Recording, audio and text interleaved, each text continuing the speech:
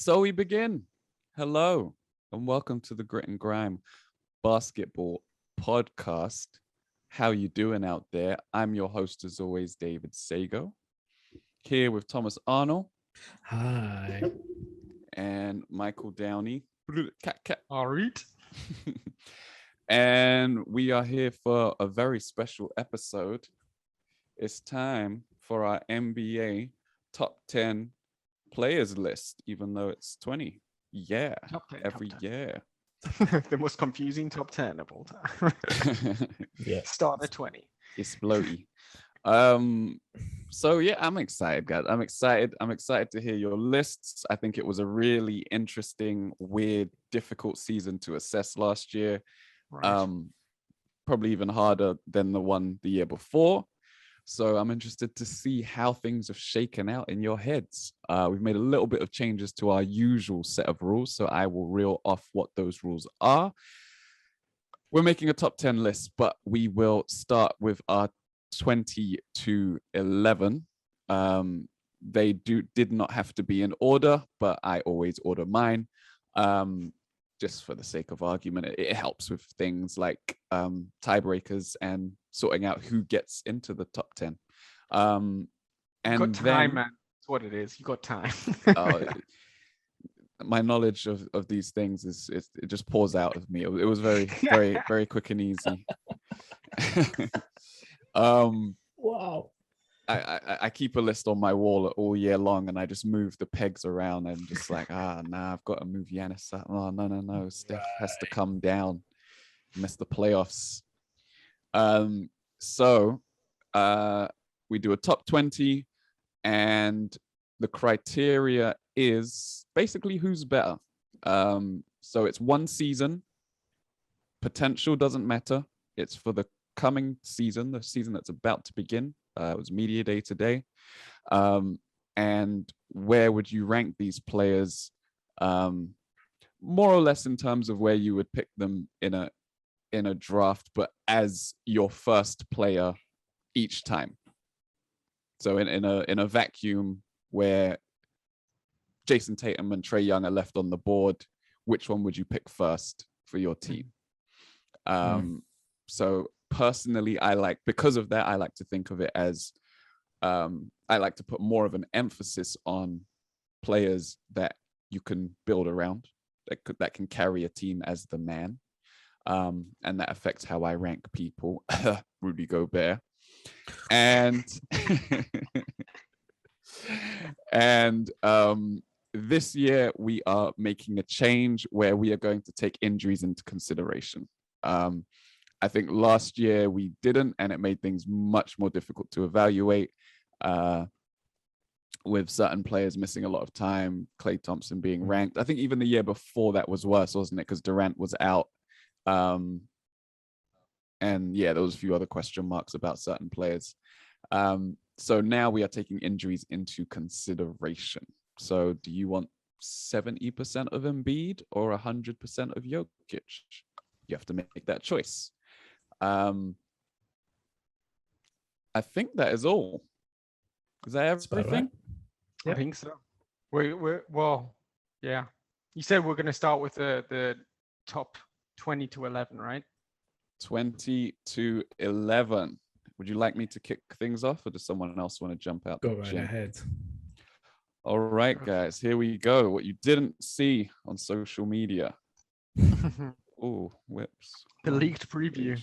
Leaked preview. Gaslighting. Wild. Gaslighting. Don't even know who Absolute got in my phone. Do you know what? Weirdly, 20 was one of the things that I was like, but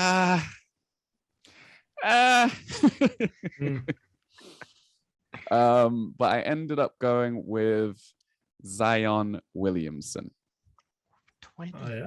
at number 20. He was actually much higher than that in like terms of advanced stats and stuff like that last season. But I also think that they need to properly build around him, and we haven't seen what it's like to be able to build around him properly yet. When they do, it will be scary and he'll fly up the list. 19, Donovan Mitchell. 18 Chris Paul. This was another tough one for me. 17 Booker, 16 Beal, 15 Irving, 14 Tatum, 13 Butler, 12 Trae Young, 11 PG, 13 Mr. Paul George, the only man to lead the Clippers out of the second round. Okay. Wow. Ever. You haven't done it. That's it. Okay. He broke the curse. Nuts stat. But you can't hear well. Last year's playoffs. I mean, good God. Last year's playoffs. Who saw that coming? He did the thing, man. He did the thing. Redemption. All right. Who wants to go next? I can go. Go for it. Mine are vaguely. I haven't put as much effort into 22-11 as the top 10, but here we go. 20, I've got Kawhi. We're not taking, we are taking injuries into consideration, but we don't really know what his timeline is like. 19, I've got Butler. 18, Beal. 17, Tatum. 16, Gobert. 15, Booker. 14, Donovan Mitchell. 13, Trae Young. 12, Kyrie Irving. And 11, I've got Zion. Wow. Okay. Oh, wow. Okay. I think the back end of last season, he was Ridiculous. Yeah. And I though we're not taking potential in for like long-term potential, I could see him taking a step up like next year compared to so I wanted him in that top 10, but not yet. That's hopefully soon enough. Yeah. It's the Tatum placement that I find interesting, where everyone puts Tatum. A hard one, right? Yeah, it's a hard one. Such a great scorer, but he needs to add that playmaking to take himself to the next level. Tom, take it away.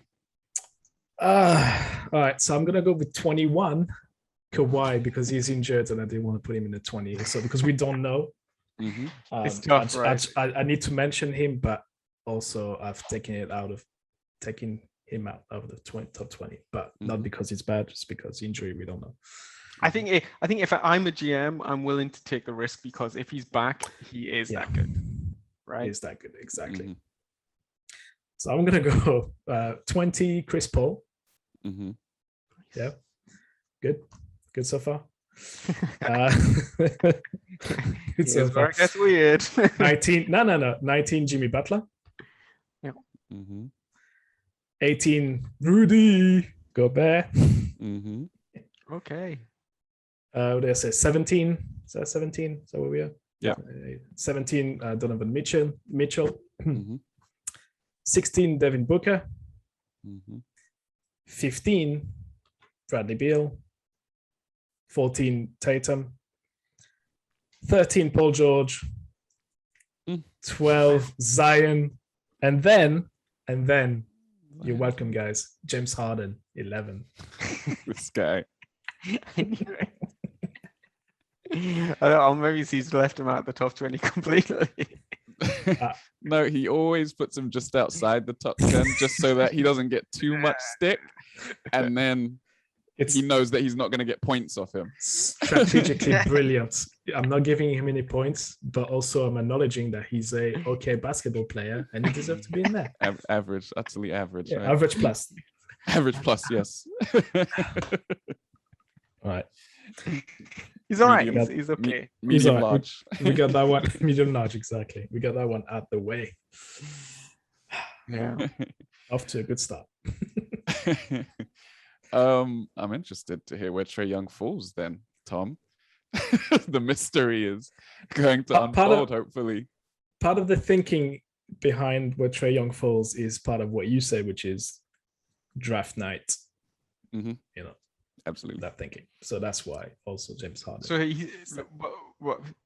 Well, we don't know, Mike. We don't know, Mike. We don't know. We'll find out. We'll find out when we get there. When we cross that bridge. 10, he might not be in the top 20. That's how wild it is. Yeah, that's madness. Yeah. So are there any outliers, or are we all pretty much? It sounded pretty similar from all of us. I didn't have George. I didn't. I'm done with Paul George. Off the train. He's off the train. What is up with you guys? AD goes to the NBA finals and he drops on your lists. Paul George leads the cursed Clippers out of the second round without Kawhi. And he falls out of the top 20. He's in my list. He's in mine. He's in mine. It's further than Luka's ever been. Hey. Luka's got some time left. He's only 20. He's 22. Further than he's ever been. Paul George is just now like I just see him as quite like just an average guy, right? Wow. Like I struggle to see him as like a team leader. Like if he was to go back and watch that Utah series. But would you ever really be happy if he's the best guy on your team? You led them out of the second round. Okay. Do you think that's going to happen this season? Okay. How many teams make the second round? 4. As many as Sorry, can be how many allowed. teams make it out of the second round? That's 4. Sorry. And then how many players are the man on those teams? That's all I'm saying. All right. Further than Lillard. It's a different question. It's a different question. Are you trading like anyone else on that list for George? On your list, yeah. I had him 11th. Would you honestly trade Gobert for Paul George? In a vacuum, yes. Really? Yeah. You're out of your mind, man. No, I can get a serviceable big. Unanimous defensive player of the year every year. Yeah. So Terrence, you see what Terrence Mann and Reggie Jackson and Paul George did to that guy? It was a wrap. That didn't matter. They spaced him out. They put 5 shooters on the floor. Well, they put 4 shooters on the floor and Terrence Mann banged 9 threes on his head. That's true. What do you want me to do? You can play him off the court. Yeah. A bunch of teams have done it. The Rockets did it every year. You can't play Paul George off the court. Only Paul George could play Paul George off the court. But you don't have to. Like and Twitter. Utah did. And they couldn't. No, Utah just fucked it up. And like honestly, Paul George's been to the Western Conference Finals, the Eastern Conference Finals a couple times as well. He's done it. Yeah. And Gobert's limited on offense. It's fine. He's limited, but he plays within it, and he has a ridiculously high field goal percentage every year. Like it's not like he does what he needs to do as a big man, but but system wise you can limit. And then also like the how do I say this? Paul George has a much more desirable skill set. I think the drop off between Paul George and a replacement wing is greater than the drop off between Gobert and a replacement center. You can go get, like, obviously Gobert is the best at doing that, at being a rim protector who scores, who can score at the rim, but he literally can only score at the rim, right? Like you can't just give it to him near the rim and he'll make one move and get a layup or something like that, or get fouled. It has to be at the rim. Mm-hmm. That's a limitation that we don't often talk about. And then, like you can get a rim running big. You can just get them. And then build the rest of your team around that. And then a lot of the time, the rim running big is the one that gets sacrificed when it comes to winning time. So if they want to go for like a 5-out, or it happens all the time in playoff basketball. It happens all the time. Gobert's problem is that he's in the NBA. It's almost 5 to 10 years too late. Yeah. Oh, for sure. Yeah. The system's not set up for bigs like that anymore. When all centers can shoot threes to a good rate, then it's going to be tough. But I don't know. I think that Utah should be doing better with him. Basically, I think for me, even for what they've got now, I think they're underperforming. I think they should be doing better. But well, I best record in the league. I agree. Best record in the league. But you're basically going to be saying that every wing is better than every 7-footer. Well, no, it gets to a certain cutoff, right? How many wings are ahead of Gobert on my list? I can count them. There's quite a few of them, but not all of them. Yeah. Right? There's a certain point where I'm like, actually, I'd rather take Gobert for his rim protection. Yeah, but it's just the way the game is now. Having a wing that can score, create off the dribble, do a little bit of playmaking and defend at a high level, like that's what everyone wants today. Yeah. So sad times. Sad times. Right? A do-it-all wing. Who would have thought that when Michael Jordan came out of college as a do-it-all wing player that 40 years later we would want more people to play like Michael Jordan. Crazy, right? Insane. Right, let's go. Enough talking about fucking Paul George. I'll go back. Come on now. It's gonna feed the top 10 argument as well. Yeah, sure. yeah. Exactly. So we move to our 10 to 8. At which point I went Lillard at 10. Okay. Joel Embiid at 9. And Nikola Jokic at 8. Ooh, okay. I feel like there's a homer pick coming in there, maybe. Hey man, sometimes you have to take care of home. Should we go same order? Yeah. Yeah, 10, 9, 8. Yeah, go for it, Mike. 10, I've got AD. 9, I've got Embiid. And number 8, I've got Damian Lillard. Sounds like a homer pick coming in there. So who do you say at 8? Simmons is right up there, mate. Don't worry about it. Who you got at 8? Lillard. Lillard at 8. Lillard. It really hurt me that he couldn't beat that Nuggets team in the playoff. Like, really hurt me. Like, they were so decimated. Yeah. With the $190 million man. But if you're starting a fresh team and he's there. Yeah, you would hope that you would build better. Yeah. And I think for me, that's where we're starting to say, how many games are you getting out of AD? He's never had a full season. He's never done 82 at all. Embiid, he's still got issues. All right. Tom, take it away. Surprise us. Trae Young, number 10. Hey, the Trae cape is flapping. As a Knicks fan, it hurts, but he's good. You gotta be, Se frio. At 9, Lillard. Okay. Yeah. Okay. And then 8, Jokic. Okay. Jokic Okay. might help you guys. All right. I'm trying to think. Okay. So you haven't said Jokic yet, Mike. No. I think Mike's got no Jokic yet. No. Okay. He isn't now. I'm not gonna fucking guy. Oh, MV what? No.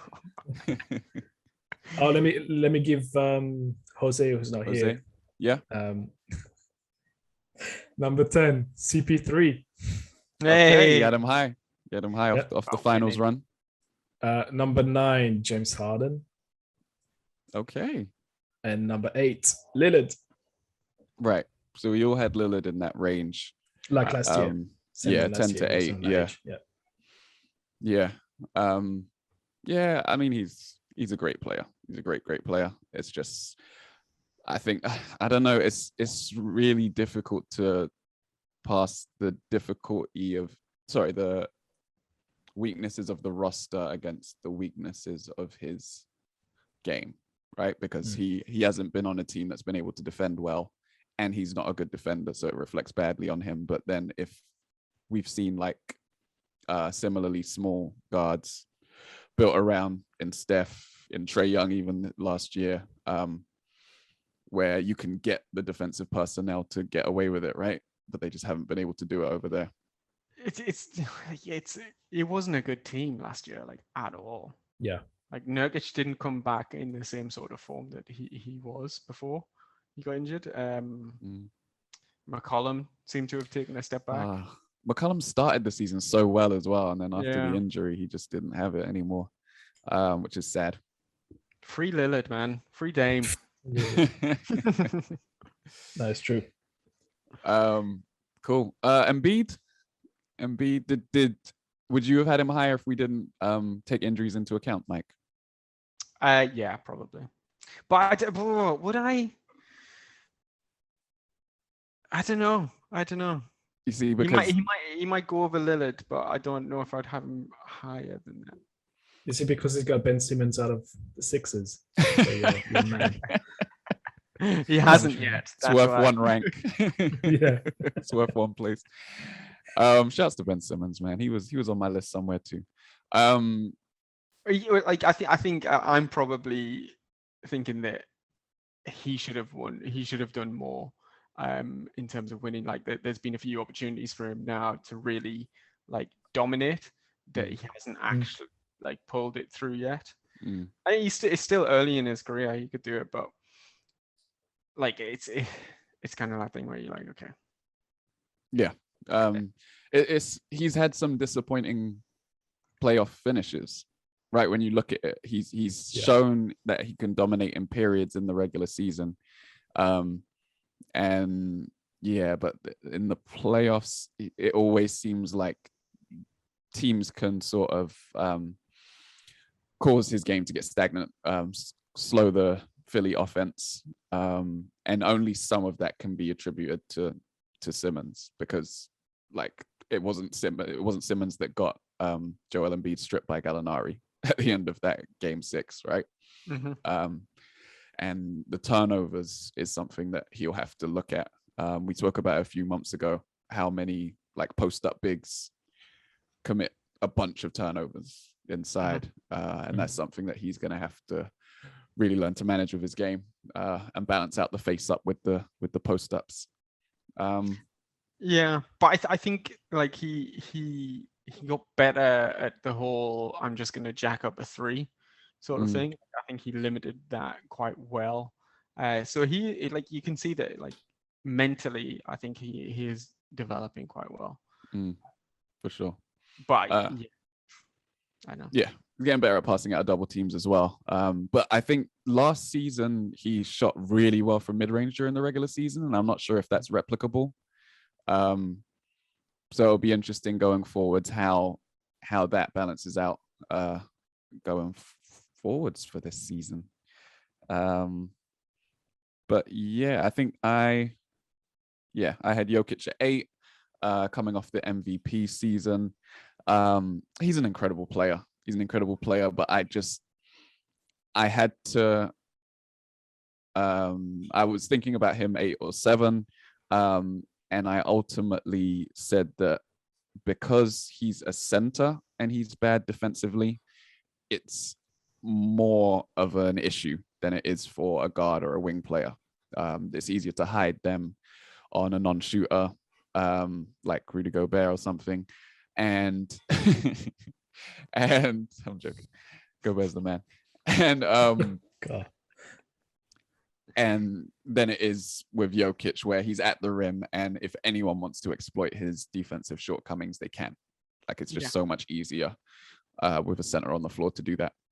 But offensively, he's pretty close to perfect. Like he's a really special player in the league. 3-level scorer, clutch, makes his teammates a lot better.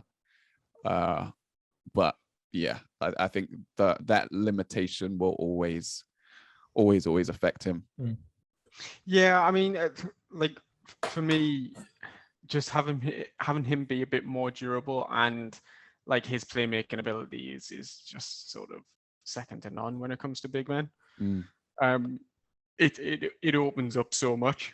I get what you're saying about the defensive side of things, but I just think that you can you can put him in a lot of different teams and he still works well, like whoever's around him, which I kind of give him a bit of a bump for on my side. But I think he's got, him and Embiid have a similar sort of thing for me, where they just haven't really seen like the killer instinct of just take over. If you're really that offensively talented, beat this team now. Go do it now. Embiid should have been able to do that with the Hawks, and yeah, I think Jokic had to do it in the playoffs last time. It didn't really, so I can see why you would knock him down a bit for that. Thomas? No, you've said it all. I think to me, it's the reason why I've got it at 8 is literally what Mike just said, is because of the last year's playoff performance. It's been disappointing. So I'm like, I don't know. And defensively also, he can be a bit of a liability. So that's all. I mean, the rest of his game is just perfect and it's so much fun to watch. So there's nothing else to add. You guys said it all. And he's a lot younger than like what it seems, because he's kind of like just like random guy on the street. True. Yeah, he is. And he trimmed down. His 3-point percentage went up. He would actually be an interesting player to play with Simmons. To pair with Simmons. Like they if you put them and shooters, like they would pass you to absolute hell. And true. I think Simmons would do a good job of cutting off him.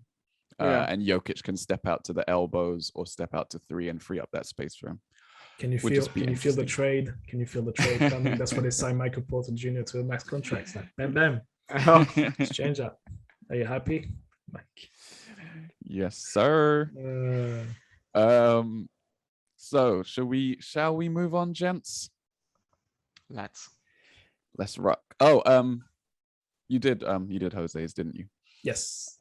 So let's move down the list or up the list, depending on how you look at it. At 7, I have Luka Doncic.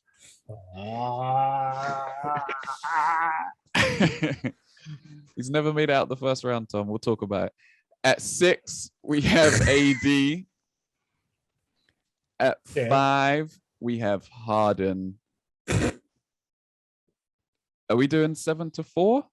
Yeah. Go to 4. Keep the top 3 as a. And at 4, we have Steph Curry. Interesting. Do you want me to go, Tom? Hang on. Well, so just for me to add the points and then just repeat those, Dave, and then I can have a stroke also. 7, Luka Doncic. Hang on. Yeah, Doncic is here. 4 points. Yeah, go on. AD 6. Okay. Harden 5. Hang on, is Harden on my list? No, he's not. 11. Oh no, he's here. Fine, sorry. Harden's got 6 points, and then it was Curry, right? Curry at 4. 7. Cool. Yeah. Carry on. Downey. So Tom's about to put Luka like number 1 just to fix. I'm just gonna have to switch a few things around. Like, in 5 minutes. This is not working anymore. What? All right. So my list. I've got Jokic at number 7. Mm-hmm. I've got Luka at number 6. Harden at number 5. Just that little bit better, you know. And then I've got LeBron at number 4. Ooh, interesting. Hang on, sorry. Would you have number? What did you say? Number 7. Jokic. So that's what? 3 points? No. 4 points. So, and then we're missing Jokic. The guy above Jokic. Who do you got? Luka. That's 5 points. Okay. All right. Fine. Whatever. Harden. Yeah, Harden's got 6 points, and then 7 points is LeBron. Cool. Gotcha. You did add Harden's points, right? Maybe I have From both of us. Yeah, whatever. This guy's You wanna give us shaving over here. Moses? Tom Donaghy. Hang on. Yeah, definitely got Harden in there. Yeah. It's got a -5. He's on the line. But let me go with my 7 to 4. 7th, I've got Embiid. 6, AD. 5th, Luka. And then 4th, Steph Curry. Sorry, 7 again. Go through them all again. Sorry. Embiid. Yeah. AD. Mm-hmm. Luka. Steph Curry. Okay, so you had Embiid high compared to us. 7th, yeah. It's just because I don't know. I think he's being. I don't think people realize how good he is. He really is. And again, it might be the fact that if he had been playing the NBA like 10 years ago as well, that would have been such a extraordinary. Like he would have got an MVP already, I think, or finish higher in those votes than he actually had. Health, yeah, but he's been okay. He's been doing okay. I think there was just a few. I mean, correct me if I'm wrong, but he's not had those long-term injuries happening recently. Not the whole season, but he's definitely not the entire time. season, right? He's missed a couple. Yeah, and I think it was his back when he came into the league. His back and then his foot, I think. His foot, I think his broken foot, the classic. That was broken foot for a big guy. I don't know. I'm not saying he should be in the top 5 or anything. I think between 6 and 10 is a good place for him to fall. But I think if I was to start a team today and you tell me, okay, Jeff, go between, pick between Embiid, Jokic, Lillard, I don't know why I would build with him. Defense. He can do it all. Defensively, he can shoot threes. Offense. He can actually pass the ball better than you think. So he can do it all. Overall, an all-round basketball player. I think you can use him well to do different things, and he will not let you down in terms of getting the things done. So he can poke holes in. The only thing is, like you said, it's his health. That's his that's the big X on his case. That's it. The rest of it, as a basketball player, it's just brilliant. So, Dave, you had AD above Embiid, right? Yeah, I did. I have to. Oh, do you? Oh, okay. I did. I feel like Embiid's a bit of a better version of AD, as it currently stands. I can see why a Philly fan would say that. Honestly. Go on, Lakers fan, please. Wait, he was drafted by the Pelicans. The where AD gets the edge for me is he has performed extremely well in the playoffs every single time he's been in the playoffs. Even as recently as the playoffs just gone, when he gets injured, the 2 games before he was injured, he was the best player on the floor with LeBron James, Devin Booker, DeAndre, a revitalized DeAndre Ayton, and Chris Paul. Am I missing someone? Yeah, Chris Paul, Booker, LeBron. And it's the ability for him to go to that level and take over in the playoffs, right? And do all the dominant things that he can do during the regular season in the playoffs. Yeah. And when he's playing at that level, there's just no one that can stop him. There's nothing you can do with him when he turns it up like that.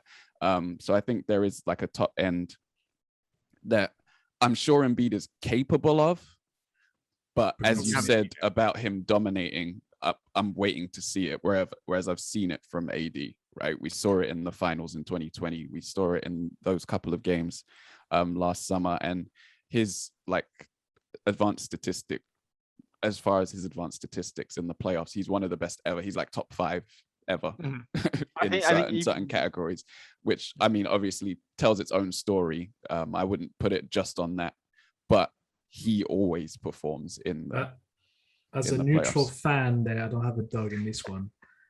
I've put AD on top of Embiid for 2 reasons. I think AD defensively is still better than Embiid, and there's more. Well, AD's got a ring, so he's got that playoff experience. He's done that.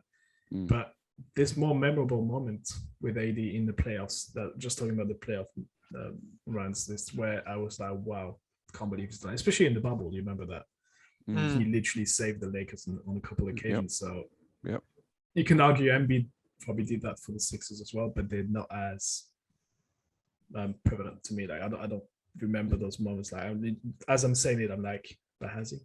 But with AD, I can remember this couple of plays that he actually, managed to get out of a hat. Yeah. And then that's what the. Yeah, and defensively, it's not necessarily that he's like a better anchor than Embiid, because he's probably not at the rim, but he's definitely a more versatile defender. Yes, and again, it goes back to the discussion we were having about Gobert. Like you can't play AD off the floor defensively or offensively. You just can't do it. He's too skilled on both ends. Wasn't he not in your top 3 last year? I can't remember. He was in my top 3 last year, yeah, coming out of the bubble. Just because of like, there was times when it was like, is AD better than LeBron? Like at times he was playing better than LeBron. So I give him that credit. You guys. I would have put AD higher if it wasn't for the injuries as well. He's getting, for sure. That's the one thing that get him off the floor is injuries. Yeah, definitely. Yeah, which is really a pity. That's bugged him for his entire career. So it's a bit of a pain. But yeah, but Embiid was better last year. Yeah, I would agree with that.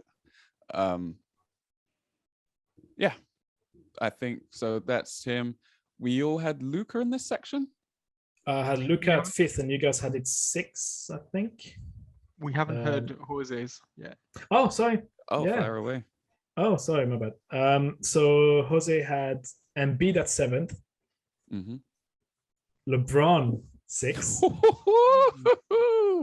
So there you've got the 2 I was talking about before we started recording. CP3 and LeBron in there. You'll be like, you'll be surprised where LeBron is, and you'll be surprised to see CP3 being in there at all. Oh, okay.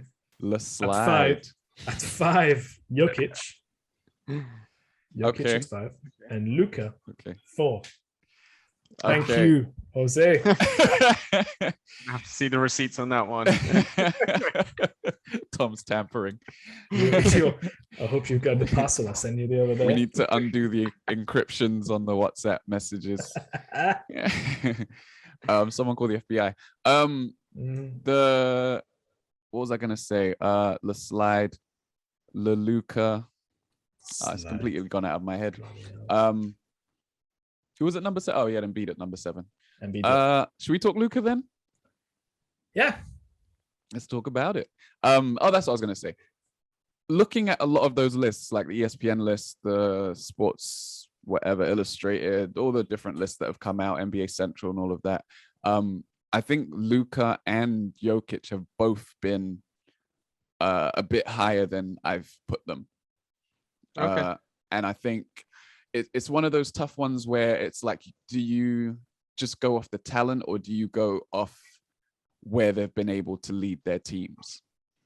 Right? Because Jokic was like undoubtedly the leader on that team this past summer. But when you look at the bump that Jamal Murray gave that team, like he was the better player in the 2020 playoffs. And it's always a difficult one when you lose your number 1 or your number 2, your 1A, your 1B, to then gauge how good how much you need that spare part for you to be great, right? AD went down and LeBron couldn't do anything with the Suns, like nothing, not even in the slightest. It was all blowouts from there. He wasn't at 100%, but yeah, he didn't come close to even challenging them without AD.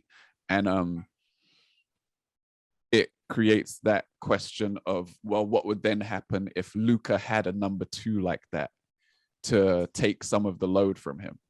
Exactly. And I actually had a brief Twitter conversation with someone during the playoffs where I was saying that Luka kind of reminds me of like 2016, 07 LeBron around there, when like around the time he went to the finals, and 06 as well, when that was 06 was the year Kobe scored 35 points in the point per game that season, right? And everyone was talking about that and the 81-point game and all of that scoring blowout stuff. And LeBron had 31, 7, and 7.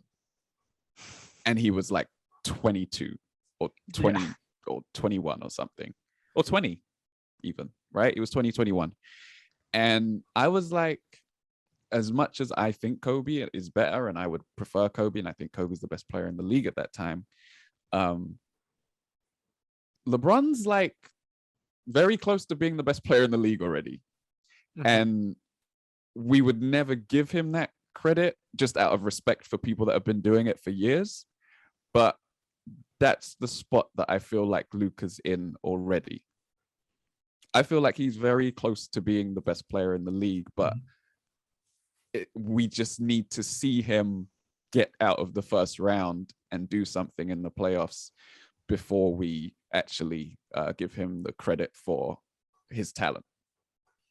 It's kind of like who we were talking about before, AD, like when he was at the Pelicans or the Hornets, as it was. Yeah, that confuses me all the time. Like on talent wise and on like individual performance wise, you could see it. Yeah, I can completely get what you're saying. Yeah, but it is like you need to translate that into winning when it counts. Yeah. Right. But that's go on, Tom. Go on. No, I mean he's done that already on different stages. So yeah, that's absolutely. What I'm a bit like he's won it for his country. He's won it for in Europe, like the highest stages. So I don't. Yeah, of course he needs to get out of the first round, but like the teams he's got, they just suck. The Mavs, there's a bunch of, even Porzingis is not what he used to be, and I don't think he'd ever be who he used to be. But like there's not much help there. Like if you've seen the way the Slovenian team was playing at the Olympics, and then France only got through with the Slovenian team because Luka injured his wrist. Like if that didn't happen, I don't think we made it to the final. But that's how influential he is. But to me, yeah, it's slightly irrelevant whether or not he's going out of the first round just yet. For me to put him in the list high up, I'm not putting him first because I'm not a complete stan. So I don't know if I don't know. Like you said, Dave, just I'm putting him there because the people in front of him have done it better for longer, and they are respected players. Having Curry ahead of him. Did I say Curry already? Yeah, it's 4. But I don't know. It's for me. It's a hard one because I've seen Doncic doing this for the last, how old is he, 22? So the last 7 years now. So I feel like I've seen a lot more from him than everybody else in the NBA. Have. Yeah, so you have. That's why my ranking is slightly higher. But I mean, like as good as Europe and international basketball has gotten, like the NBA is still a higher level. So like the fact that he's done it over there, it counts for something. It shows that he can do it when the pressure's on. But we are talking about him moving into like the top 5 of the NBA in the world. Yeah, and I think that he, like, as good as he is, he does still have flaws. Like his defense isn't elite. He gets in his head as well. Like I think he gets like overly emotional at times, and it sort of doesn't work in his favor, shall we say. That's the, apart from defense, that's the one thing he's got to work on. And that's shooting. I'm not gonna say it's new to him, but like the bitching to the referees, that's gone to a level now that even I'm watching. I'm like, dude, just like in the Olympics again. I was watching. I was like, can you just stop talking? Yeah. But that was to be fair, that was the entire Slovenian team that was doing it. So I was like, okay, maybe it's a cultural thing. But he's taken that to a new height because obviously he's used to winning. Anywhere else he's won, right? Like everything, a single team he's played on, every single competition he's won that. The only thing he's not won that he's taking part of, well, the Olympics he's not won, but in a weird way, he sort of won it because he took Slovenia to he would not Final Four, before, right? Final Four. But the rest he's won it, and he's won it with a bit of a struggle, but he's won regardless.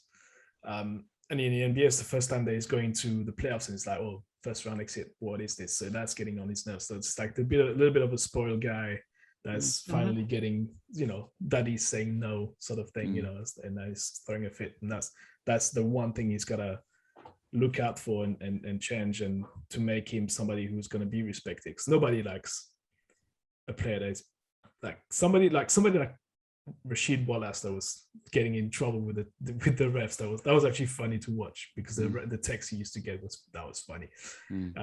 But like him is just constant bitching and yapping at the refs. That's getting annoying, and I'm sure the teammates would be the same. Be like, shut up. That's part of it, and that's the annoying thing. But it's more like when he's doing that, you can see he's getting frustrated, and when he's frustrated, he's not making as good decisions as he is when he's like completely calm and in control. You can pressure him to sort of take people on one-on-one and stuff like that. Like I just think it's something that he needs to work on. But like as we said, the guy's 22. Yeah. In terms of like emotional maturity, there's probably somewhere to go. I think his time will come when we'll eventually, in a couple of years, we'll put him number one. Not a couple of years, but but it will only be when the LeBrons and the Currys and KDs and all these people will be out of there. This time, but that could happen. That could, to be fair, with a strong like playoff performance, that could easily happen. Yeah, like next. Sure. Yeah, I have him in my MVP race for the season, as in like in the top three. They've got three players that I think it will be in the three, because as we always say, narrative and performance overall, that's the two things. But like I think the narrative is getting into, it's coming to Luka now. It's like, look, young guy, 22 years old, NBA 2K22 cover, all this stuff, it's coming his way now. So that would be something to look out for. I'll be interested to see the votes. Anyway, that was loud. So she said. The other thing about Luka and his game has been that he's fatigued towards the end of games. Yeah.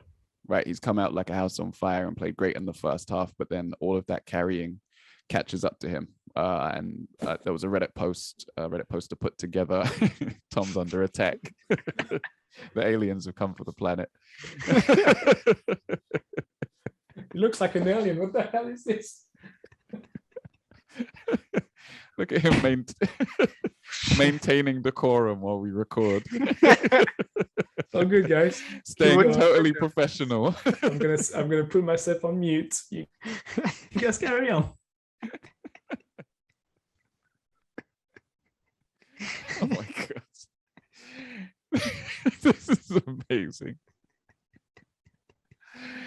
Oh my gosh. Keep all of this. Got it. Audio listeners. In the face with shoe. Audio listeners, you have to watch the YouTube of this. This is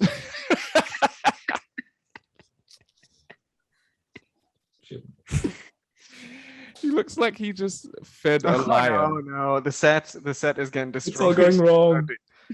Okay, it's dead. Well done. Peter, if you are listening, no animals were harmed during the recording of this podcast. Well, it wasn't an animal. I don't know what the hell that was, but illegal aliens. All right, then. Nothing ready? happened. Back. It's all good. Back. Yeah. Let me get my shoe back. So Luka Doncic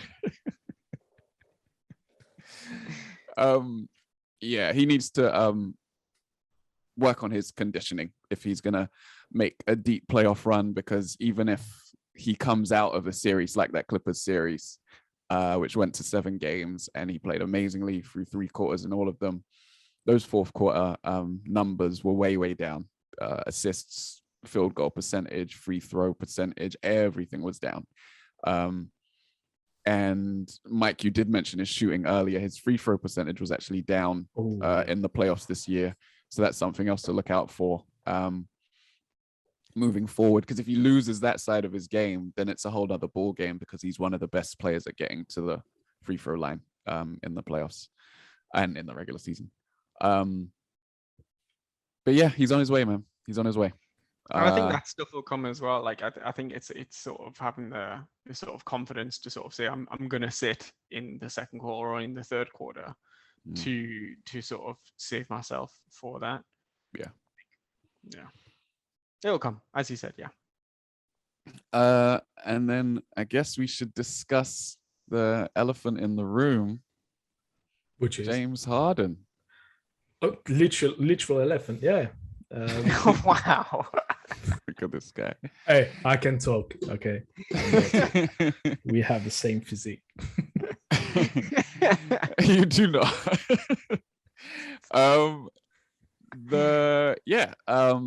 So I had him at the 4th spot. I do think that he's a little bit ahead of Luka. Neither of them are great defensively. I do think that Harden, they're both so freaking great. Yeah, they're both so freaking great, man. I think the biggest thing for me with that sort of thing is like Harden has shown that he can lead the league in scoring quite comfortably. I like, maybe it's just not his game, but I don't know if Luka could do that easily. I think Harden's jump shot is more reliable. Yeah. I think that makes for a more dangerous package. I think when Luka steps back, it's kind of a bailout for the defense still. When he's taken obviously he's made huge ones. He's made it in the playoffs, like to win the game and stuff like that. But I think you're more scared of the Harden step back. You're more scared of Harden shooting a 3 than you are Luka shooting a 3. And that's why he's then able to draw so many fouls off of 3-point shots. And then that opens up his drive game and allows him to score more easily.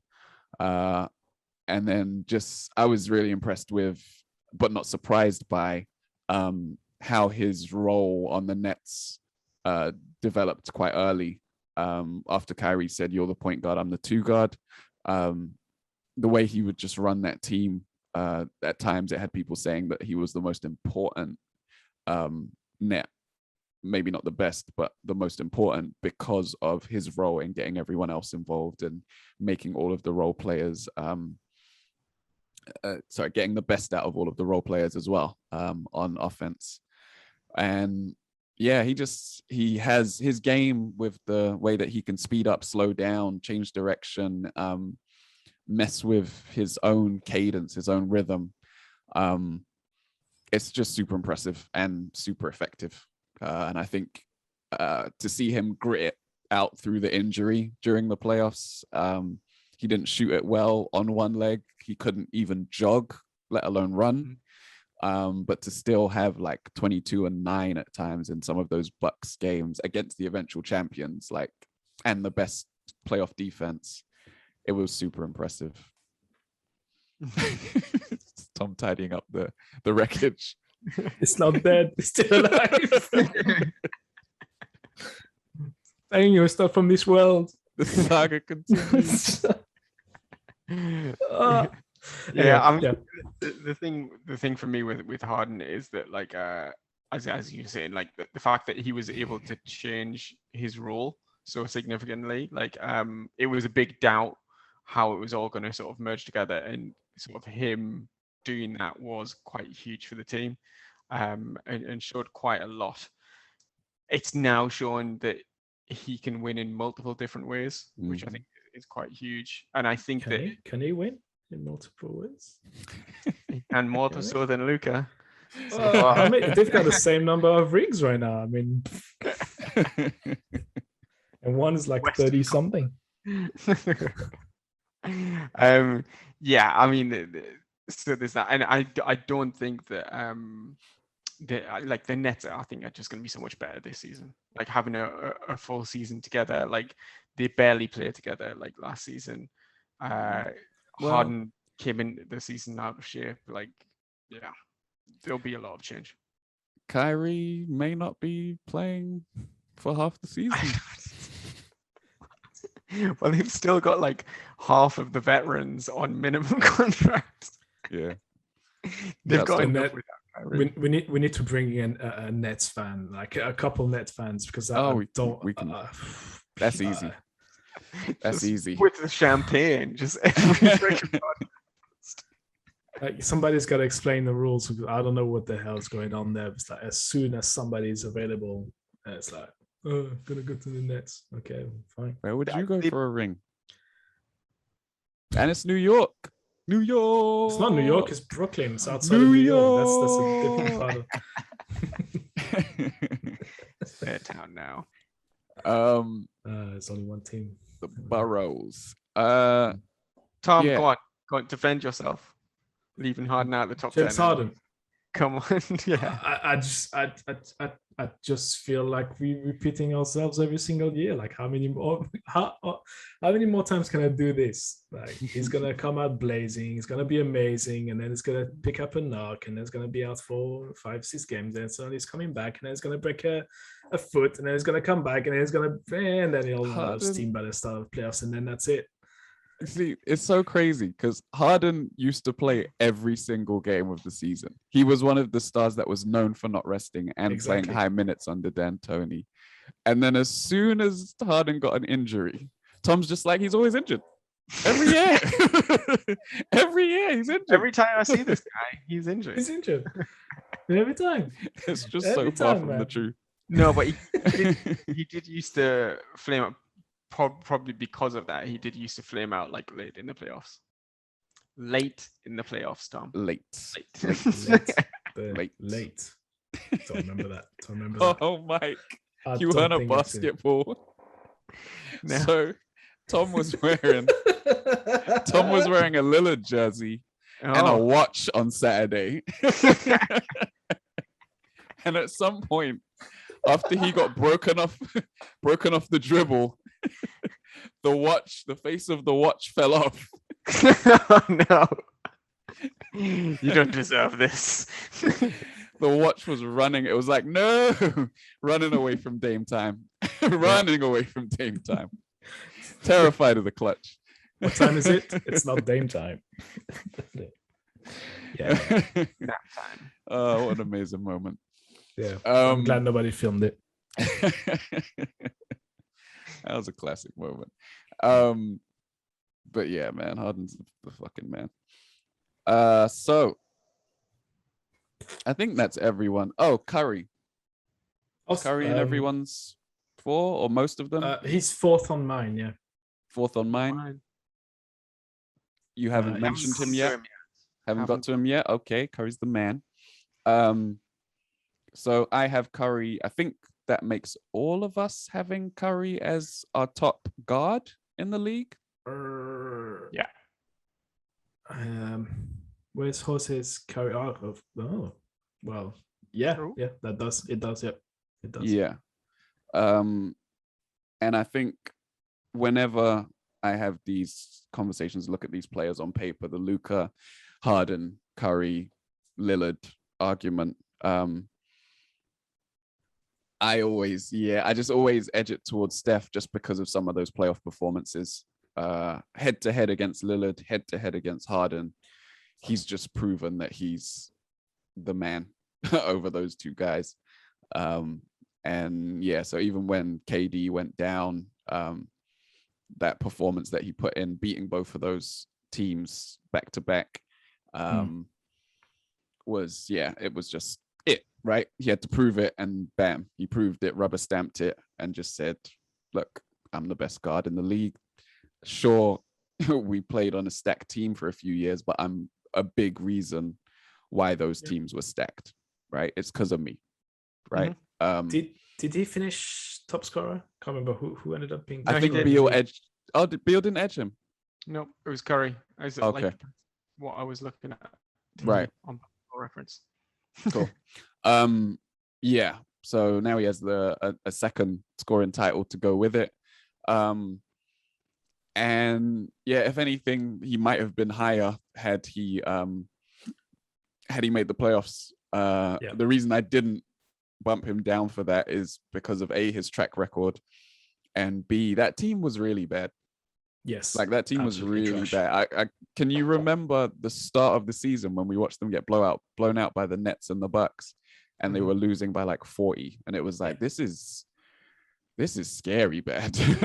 I mean, they were so bad they made Wiggins look good. Yeah, right. That's how bad they were. It was like, okay, two solid players. And then I think things got a little bit better when Draymond started to pick up his play and stuff like that.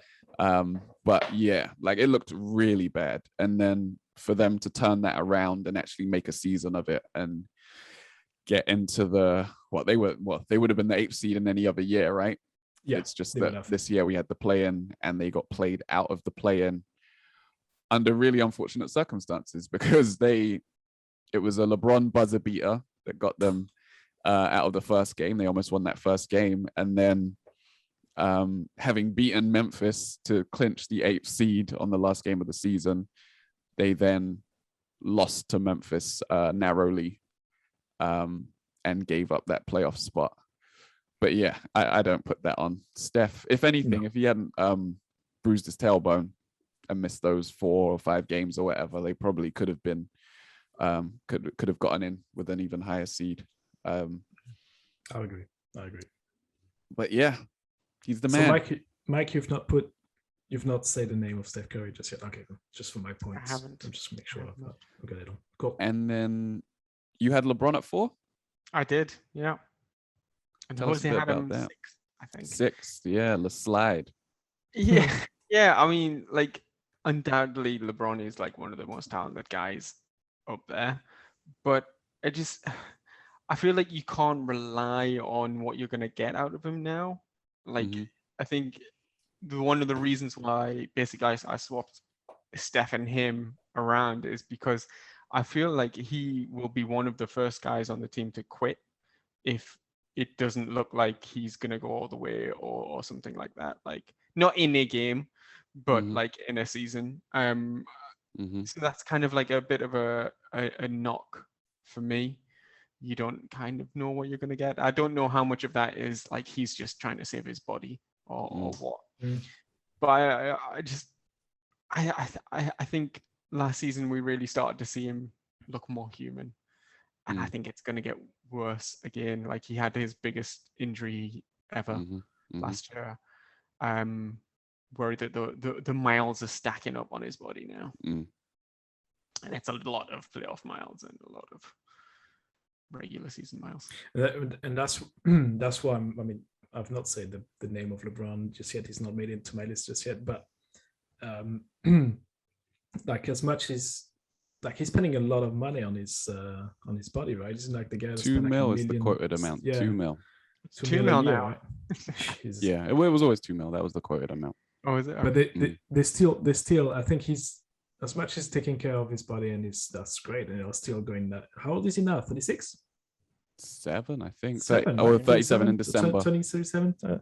So it's quite admirable that he's still able to come into a season like being absolutely shredded and ready to go. But it's like you're still getting close to 40 now, and I can I can share the news that once you get to 40 or close to 40, it's not the same.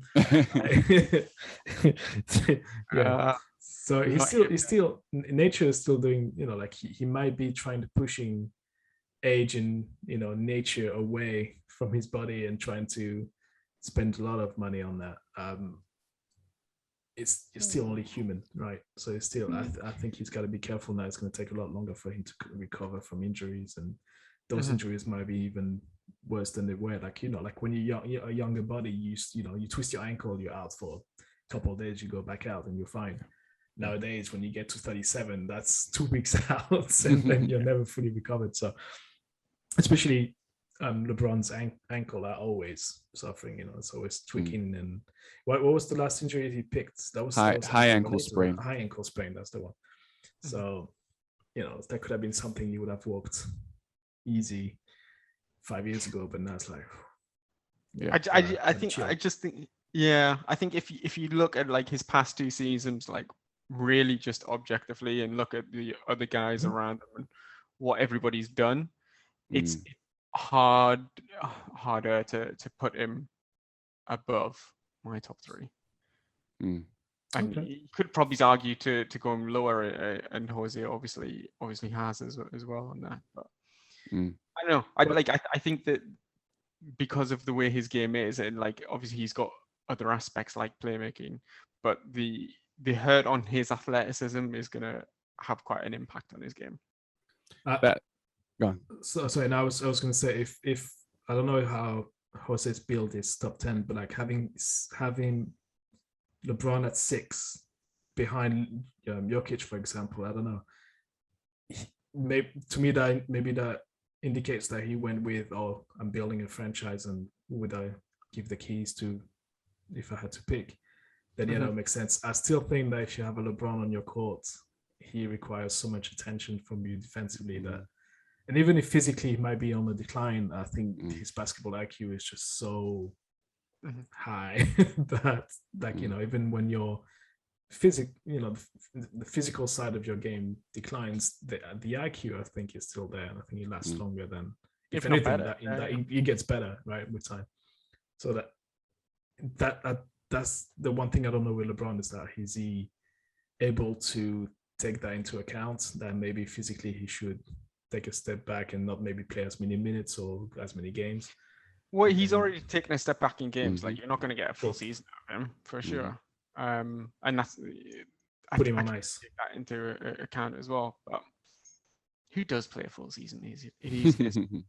And he's not playing. He played more minutes last season just because AD went out, and the team was sleepwalking through the start of the season until the injuries kicked in. Still winning games, obviously, but it was like teams were able to hang around till the 4th, and then the Lakers actually had to go into like 3rd gear and put them away. But it was still him that was the one stepping up and putting teams away. And the Lakers were winning games until the injuries hit. So I think it's as I said at the top, it's a tough thing to analyze, and I don't disagree with anything you guys have said. You've brought up very valid points, and while you were talking about him like conserving his body and stuff like that, in my head I have images of him, someone cutting backdoor on him and him just not responding, like brushing off his hands on his chest and then just waiting for the inbound pass, like just not without a care in the world that he's just blown an assignment. And I had him higher. Obviously, he wasn't in my 4 to 7, but I do think what you're saying is true, and then also the other side of it is true, in that I think put him healthy in a high stakes playoff game, and it's going to be close to LeBron of old. So it's just a matter of how far down you want to pull him in terms of taking that other stuff into account. But you see all those things of him not playing defense hard, and like letting his like you say, his assignment do whatever it does. But I don't know. To me, it's like Leo Messi on your team. Like, you accept certain things because of what he's done and what he can provide to your team. So I'm okay with that, especially at that stage of his career. Like, if you tell me that's what he does when he's 26, 27, I'd be like, bro. Yeah. Well, he's not doing that in the playoffs. It's not like he's going to do that when it matters. It's that is like, it really doesn't matter. I'm not going to dislocate a shoulder trying to block John Morant going back. Game 52 of the season. It's like, what does it matter if you give up a 2, right? Exactly. Yeah, absolutely. But the high ankle sprain did affect him, and you can tell that from if you go back and look at the players and teams and situations that he was getting blocked in. Wiggins blocked him in the post. Was it Bridges? One of those other guys blocked him as well, and it was just because he wasn't getting any lift. So he was able to bully them down low with his strength, and then when it was time to take off, they were able to just size up his steps and get like way higher than him comfortably. And that happened a lot more this season than I've ever seen it happen before. So that's something to look out for in terms of signs of aging. But that's what Westbrook's at the team for now. Carry more of that load. So 3-1. I think we know mostly who's in these, but it could be some surprises. I mean, I haven't seen Westbrook on your lists. So, we have no. All right, with 8 points, who you got? I have Giannis Antetokounmpo. Okay. At 3, I have LeBron at 2, and I have Durant at 1. Interesting. Good. Okay. Just go straight into mine. Yeah, Michael. Yeah, so I've got Steph at 3.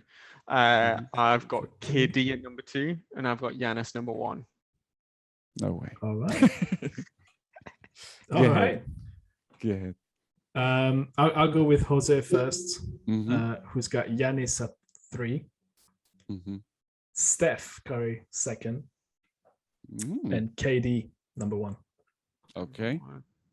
And I'll go with my 3, which were 1 moment, LeBron at 3, Giannis 2, and KD 1.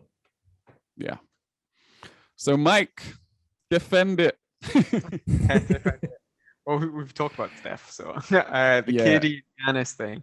Yeah. Giannis is still getting better.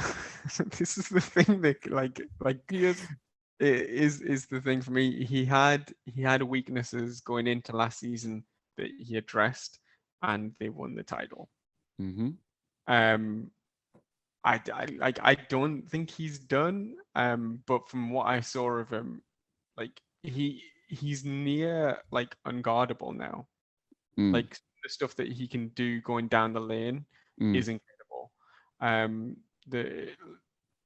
His handling is as good as it ever has been.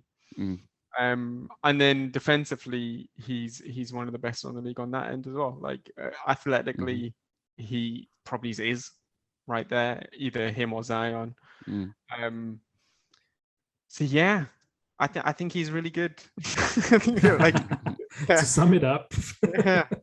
And KD is incredible. Like offensively, the most gifted guy in the league, I would say. Can shoot better, but I don't think defensively he's as good as he was, and I don't think he can do it as frequently as consistently as Giannis can. Like I think Giannis will give you 82 and go all the way in the playoffs like comfortably. I don't think Durant can do that anymore. The games, the health as the tiebreaker. I didn't even consider that. KD did not play a lot of games last year coming off the injury, but then COVID protocols and stuff like that as well came into play. It was tough. I'm not gonna lie. But... Yeah, I just gave it the edge because in that matchup, I thought it was clear that KD was the better player. He was dealing with a bunch of injuries. Obviously, the Bucks were missing DiVincenzo, but with Harden being hobbled and Kyrie out, I thought KD clearly was the best player in that series. And it was kind of plain to see there and like for everyone that KD was the one dominating. And it was more of a question of what are the Bucks going to do with KD than what are the Nets going to do to stop Giannis. It was more like, can the Bucks handle KD and then cobble together enough offense to to win the matchup. And when I can't remember, was Kyrie fit for the first 2 games or something like that? 2 of them were healthy. 2 of them were healthy to start the series, and it wasn't even close.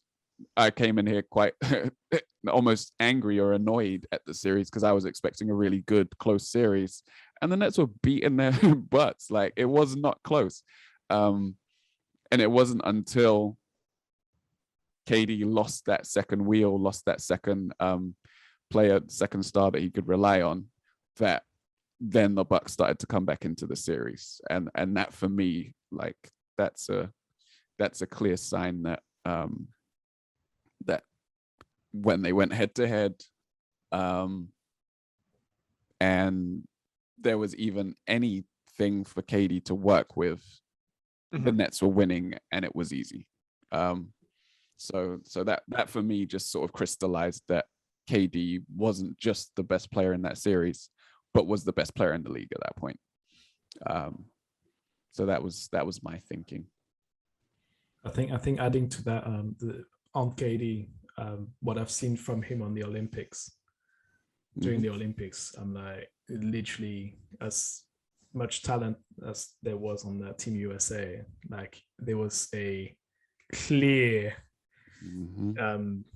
gap in terms of talent with the rest of his teammates, and like every time he was on the court, there wasn't even a point for the other team to play. It's like other teams could hang around, strong teams could hang around Team USA, but then as soon as KD was there, it's like there's nothing you can do to stop him.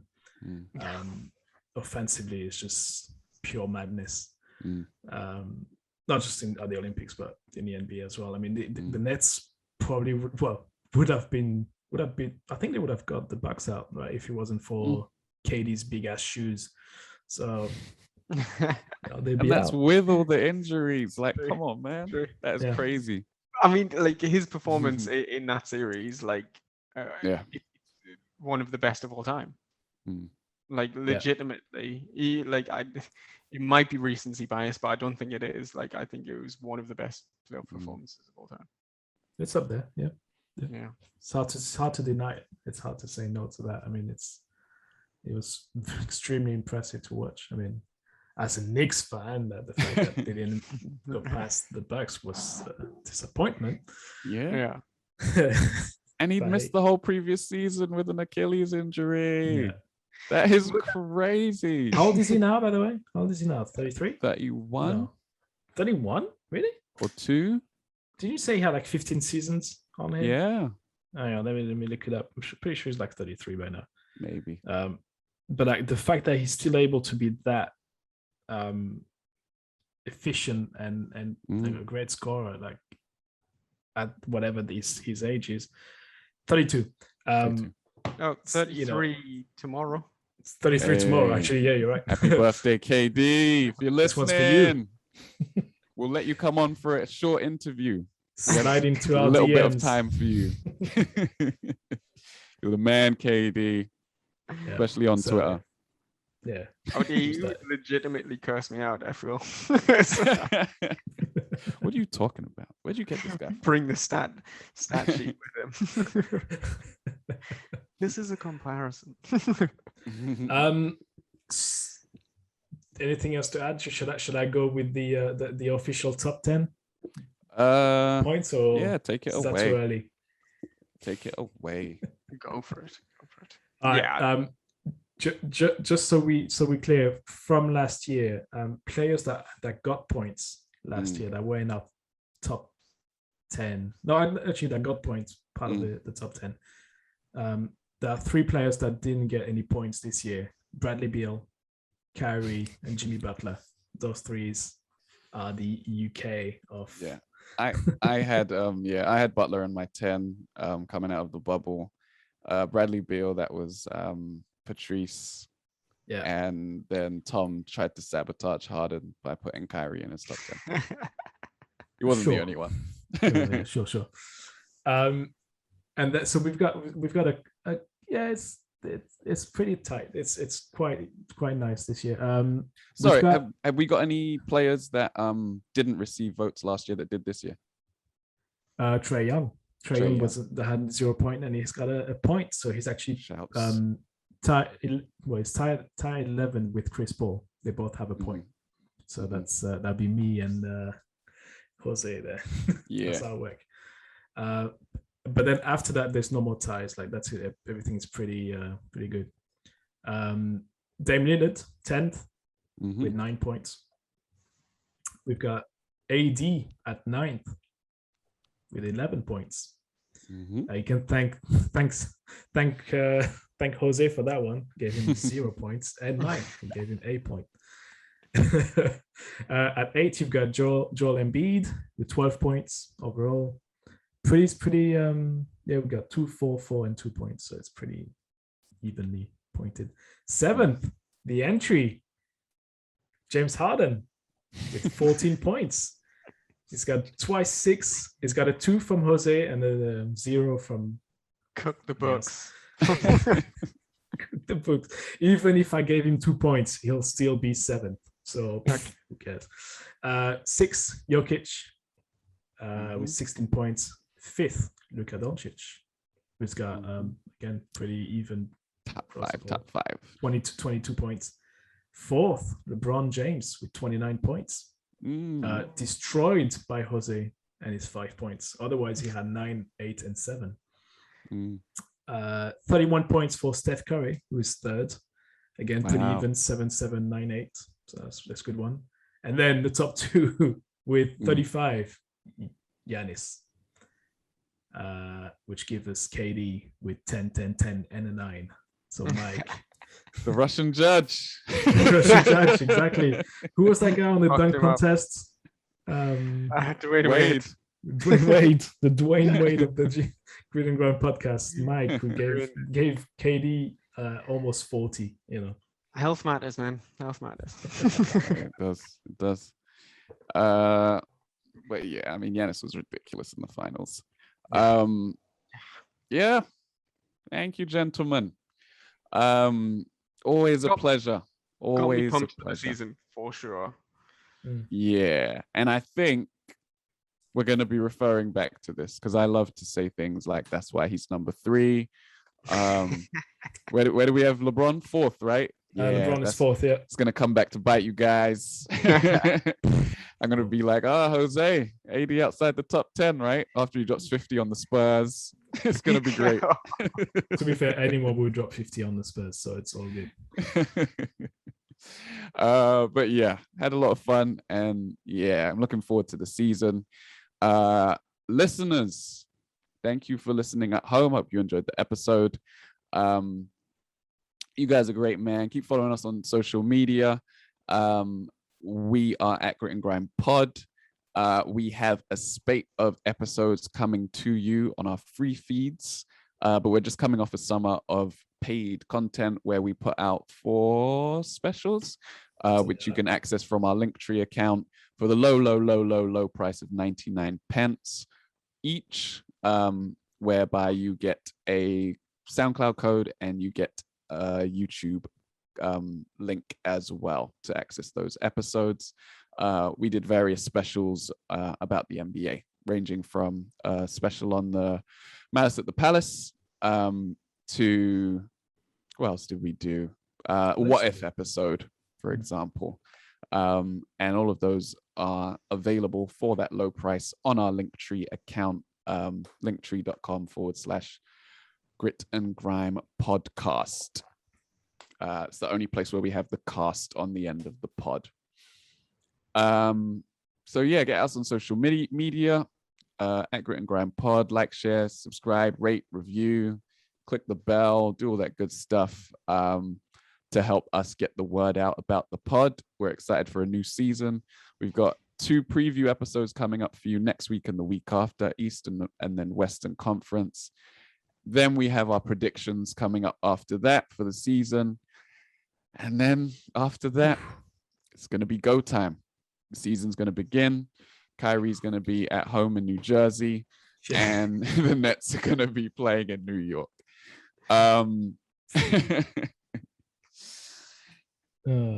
So thank you for listening. I have been your host, David Sagoe. He has been Thomas Arnal. Have a good one. He has been Michael Downey. Good night. And we have been the Grit and Grime podcast. We are out of here.